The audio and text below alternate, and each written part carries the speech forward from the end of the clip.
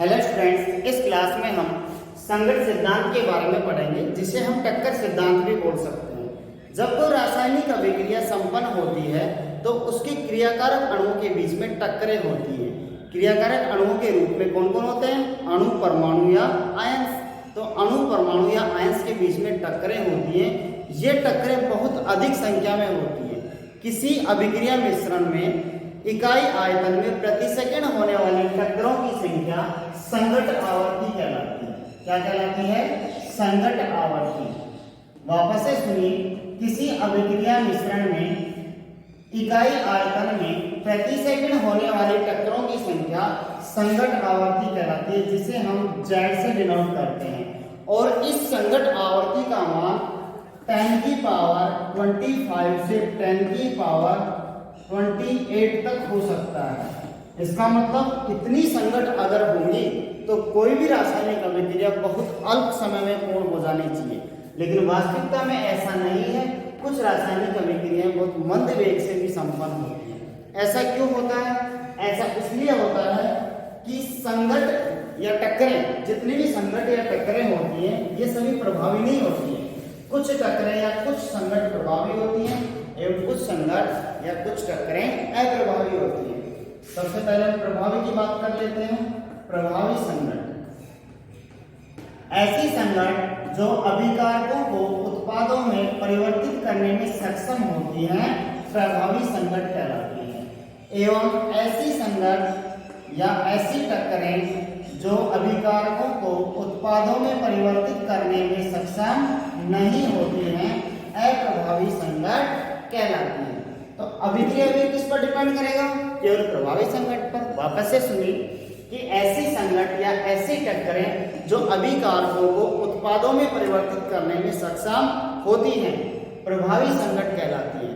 और ऐसी संगत या ऐसी टक्करें जो अभिकारकों को उत्पादों में परिवर्तित करने में सक्षम नहीं होती हैं, अप्रभावी संगत कहलाती है। तो अभिक्रिया वेग पूरी तरह किस पर डिपेंड करेगा? प्रभावी संगत पर। आगे लिखते हैं इसमें, किसी भी रासायनिक अभिक्रिया में मुख्यतया दो अवरोधक होते हैं। एक तो होता है ऊर्जा अवरोधक और दूसरा होता है अभिविन्यास अवरोधक। पहला ऊर्जा अवरोधक और दूसरा होता है अभिविन्यास अवरोधक। अभिविन्यास अवरोधक। सबसे पहले हम ऊर्जा अवरोधक की बात कर लेते हैं। देखिए, वह न्यूनतम ऊर्जा जो किसी भी रासायनिक अभिक्रिया में अभिकारकों से उत्पाद बनने के लिए आवश्यक होती है, क्या कहलाती है? दहलीज ऊर्जा। दहलीज ऊर्जा। अगर ये दहलीज ऊर्जा क्रियाकारक अणुओं के पास नहीं है तो उन क्रियाकारकों से उत्पाद नहीं बनेंगे। वापस से सुनिए, दहलीज ऊर्जा वह न्यूनतम ऊर्जा है जो अभिकारकों से उत्पाद बनने के लिए आवश्यक होती है। या हम कह सकते हैं किसी रासायनिक अभिक्रिया में अभिकारकों से उत्पाद बनने में आवश्यक न्यूनतम ऊर्जा क्या कहलाती है? दहलीज ऊर्जा। अगर ये दहलीज ऊर्जा अभिकारक अणुओं के पास है तो आसानी से अभिकारकों से उत्पाद बन जाएगा। अगर ये नहीं है तो अभिकारकों से उत्पाद नहीं बनेगा। तो ये एक ऊर्जा अवरोधक है जिसे पार करना आवश्यक होता है। इसे पार किए बिना कोई भी अभिकारक किसी भी रासायनिक अभिक्रिया में कोई भी अभिकारक उत्पादों में परिवर्तित नहीं हो सकता। दूसरा है अभिविन्यास अवरोधक। अगर क्रियाकारक के अणुओं के बीच में या अणु, परमाणु या आयनों के बीच में जो संगत या टक्करें हो रही हैं वो सही अभिविन्यास में होती हैं तो सीधी सी बात है, उससे प्रोडक्ट बनेगा, उत्पाद बनेगा। और सही अभिविन्यास में टक्करें नहीं हो रही हैं तो उत्पाद नहीं बनेगा। जैसे एग्जांपल लेते हैं कि NO2 प्लस NO2, इससे क्या बनता है? N2O4 बनता है। N2O4। जैसे मेरे पास ये NO2 है, N ऑक्सीजन ऑक्सीजन प्लस दूसरा NO2 N ऑक्सीजन ऑक्सीजन, और इनकी टक्करें सही अभिविन्यास में हो रही है। सही अभिविन्यास में मतलब क्या है कि देखो नाइट्रोजन नाइट्रोजन के बीच में बॉन्डिंग हो रही है तो नाइट्रोजन और नाइट्रोजन पास पास आए। इस तरह से ये नाइट्रोजन ये ऑक्सीजन, ये नाइट्रोजन और ये ऑक्सीजन, तो इनके बीच में बॉन्डिंग होगी और जब इनके बीच में बॉन्डिंग होगी तो प्रोडक्ट आसानी से बनेगा।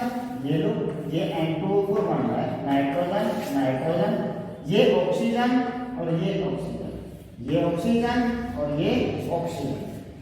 या हम ये कहें कि नाइट्रोजन, इसको मिटा देते हैं, दिखाई नहीं देगा, अभिविन्यास सही नहीं है, मान लिया जाए कि ये अभिविन्यास सही नहीं है या होने वाली टक्कर सही अभिविन्यास में नहीं है तो उत्पाद नहीं बनेगा।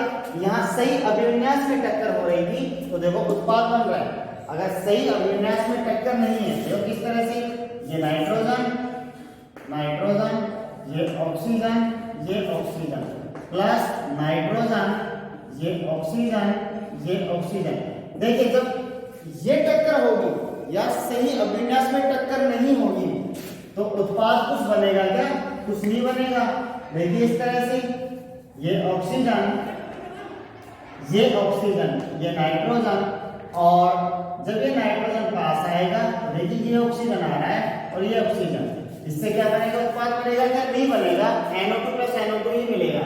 ये नाइट्रोजन, ये ऑक्सीजन, ये नाइट्रोजन, ऑक्सीजन, उत्पाद नहीं बनेगा क्योंकि सही अभिविन्यास में टक्कर नहीं हो रही है।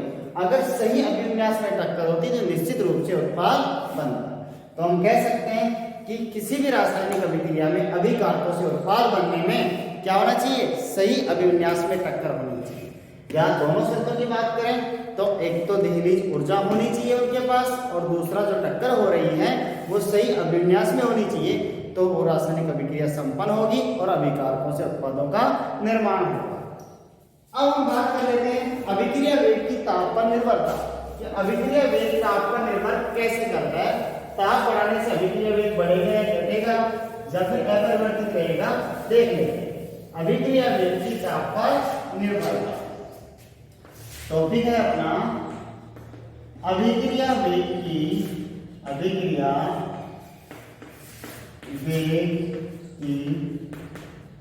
ताप पर निर्भरता। देखिए अभिक्रिया वेग ताप पर निर्भर करता है। किसी भी रासायनिक अभिक्रिया का ताप बढ़ाने पर अभिक्रिया का वेग बढ़ता है, चाहे वह रासायनिक अभिक्रिया ऊष्माक्षेपी हो चाहे वो ऊष्माशोषी हो।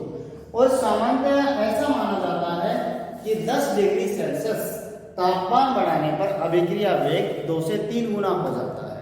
अगर हम एग्जांपल देखें तो N2O5 का अपघटन, N2O5 का जब अपघटन कराते हैं तो 273 केल्विन पर इसके अपघटन का वेग स्थिरांक आता है 7.87 into 10 की पावर -7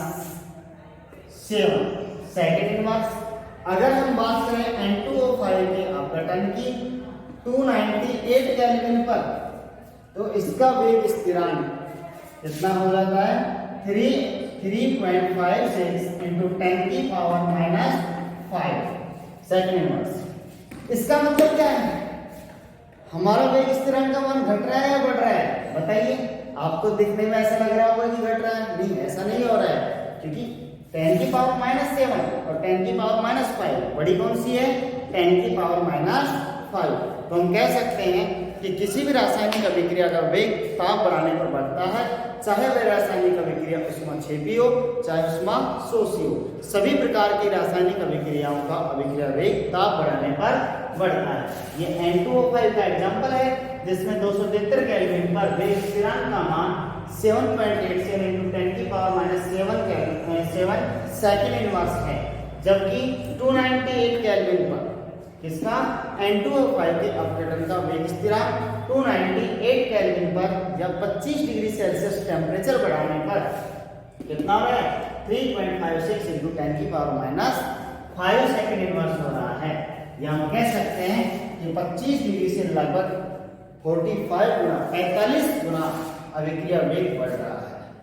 और एक सामान्य प्रेक्षण जनरली हम कह सकते हैं कि 10 डिग्री सेल्सियस तापमान बढ़ाने पर अभिक्रिया वेग का मान 2 से 3 गुना हो जाता है। यह वेग गुणांक कहलाता है। क्या कहलाता है? वेग गुणांक। वेग गुणांक इज इक्वल टू, देखिए, T प्लस 10 डिग्री सेल्सियस पर वेग स्थिरांक, या ताप पर लिख लेते हैं, ताप पर वेग स्थिरांक, वेग स्थिरांक, और divide by T degree Celsius ताप पर वेग स्थिरांक, वेग स्थिरांक। और अगर इसका रेशो देखें हम तो आता है 2 से 3 गुना। कितना आता है? 2 से 3 गुना। यह कहलाता है वेग गुणांक। क्या कहलाता है? वेग गुणांक। वेग गुणांक is equal to T plus 10 degree Celsius ताप पर वेग स्थिरांक बटा T डिग्री सेल्सियस ताप पर वेग स्थिरांक। ये कितना आता है? 2 से 3 गुना। इस तरह से अभिक्रिया वेग पर ताप के अभिक्रिया वेग ताप पर निर्भर करता है। अब हम बात करते हैं कि ताप बढ़ाने से अभिक्रिया वेग किस तरह से बढ़ता है, वो भी देख लेते हैं कि ताप बढ़ाने से ऐसा क्या होता है कि अभिक्रिया वेग बढ़ता है। जैसे ताप बढ़ाने से अभिकार के अणु की गतिज ऊर्जा बढ़ती है। क्या बढ़ती है? गतिज ऊर्जा। और जब गतिज ऊर्जा बढ़ेगी तो हम कह सकते हैं क्रियाकारक के अणु इधर उधर भागदौड़ करेंगे, या हम कह सकते हैं टक्करों की संख्या बढ़नी चाहिए। और ये गतिज ऊर्जा बढ़ती है, जैसे मैं 10 केल्विन की बात, 10 डिग्री सेल्सियस की बात कर लेते हैं। 10 डिग्री सेल्सियस टेम्परेचर बनाऊं तो गतिज ऊर्जा बढ़ती है लगभग 3%। कितनी बढ़ती है? 3%। जब गतिज ऊर्जा 3% बढ़ेगी तो अभिक्रिया वेग भी 3% ही बढ़ना चाहिए। अभिक्रिया वेग भी, क्योंकि गतिज ऊर्जा से क्या बढ़ेगी? संघट आवर्ती टक्करों की संख्या बढ़ेगी, तो अभिक्रिया वेग भी कितना बढ़ना चाहिए था? 3% बढ़ना चाहिए था। लेकिन कितना बढ़ रहा है? जब 2 से 3 गुना बढ़ रहा है तो हम कह रहे हैं 200 से 300% बढ़ रहा है। 200% से 300%, ये बहुत ज्यादा बढ़ रहा है।